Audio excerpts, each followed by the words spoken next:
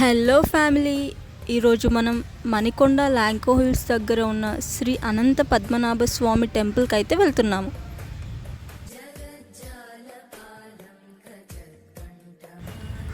ఈ టెంపుల్ హైదరాబాద్ నుండి just 14 kilometres దూరంలో ఉంది.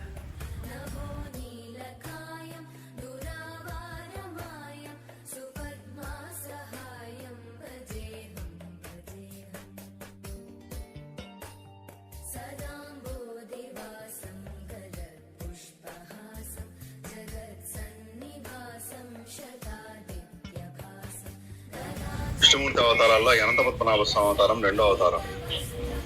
లోక కళ్యాణార్థం విష్ణుమూర్తి అనేక అవతారాలు ఎత్తారు. వాటిల్లో ప్రధానమైనటువంటి దశావతారాలు. ఇక్కడ స్వామి వెలిశాడు అనడానికి కూడా ఆ దశావతారాలే ప్రధానం. అందులో మొట్టమొదటిది మత్స్యావతారం. ఇదిగోండి ఎదురుగుండా చూడండి, మీకు మత్స్యావతారం కనబడుతుంది. మీకు ముసలి బారి నుంచి ఏనుగును రక్షించడం కోసం అని చెప్పని ముసలి యొక్క కంఠాన్ని ఖండిస్తారు కదా, అదిగోండి ఆ జెండా ఉన్నటువంటి కొండ చూడండి. మీకు ఈ ఆంజనేయ స్వామి వెనక పక్క చూస్తానక ఏనుగు యొక్క పుష్టభాగం కనబడుతుంది అనమాట. దాని ముందు పక్క చూస్తానక ఏనుగు యొక్క తలా తోండము ఇవన్నీ కనబడతాయి.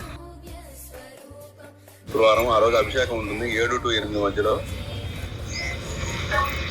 అనంత చతుర్దశి వ్రతం ఒకటి జరుగుతుంది. ప్లస్ ధనుర్మాసం ఒకటి రీసెంట్గా అయిపోయింది.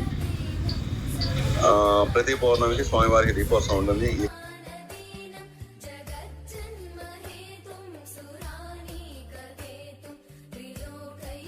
విష్ణుమూర్తి అవతారంలో రెండో అవతారం కూర్మావతారం. ఈ ముసలికి వెనక పక్క కనుక మనం చూసినట్టయితే ఆ ముందరకెళ్ళి ఈ కొండ వైపు తిరిగి చూసినట్టయితే కనుక మీకు కూర్మావతారం కనబడుతుంది. మీకు నెక్స్ట్ విష్ణుమూర్తి అవతారంలో మూడో అవతారం వరాహ అవతారం. వరాహం అంటే పంది, అది భూమిని కాపాడటం కోసం అని చెప్పని ఎత్తినటువంటి అవతారం.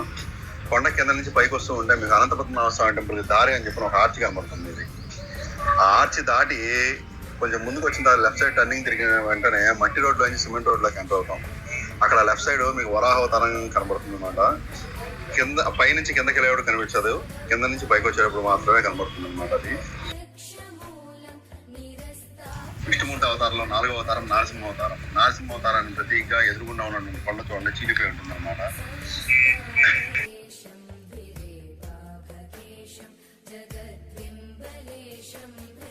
ఈ అనంత పద్మనాభ స్వామి స్వయంభూ విగ్రహంలోనే దశావతారాలు ఉంటాయన్నమాట.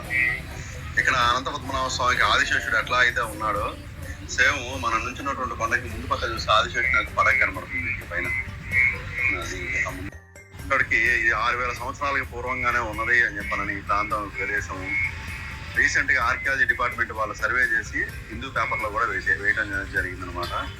ఈ దేవాలయం బ్రిటిషర్స్ ఆర్ ముస్లిమ్స్ హయాంలో ధ్వంసం కావడం జరిగింది. అందుకు నిదర్శనం ఏంటంటే అంటే ప్రతి ఒక్క వైష్ణవ క్షేత్రంలో ఆల్వారులు అని చెప్పని ఉంటారు. అక్కడ చూడండి ఆల్వార్ల యొక్క విగ్రహాలు ఉన్నాయన్నమాట.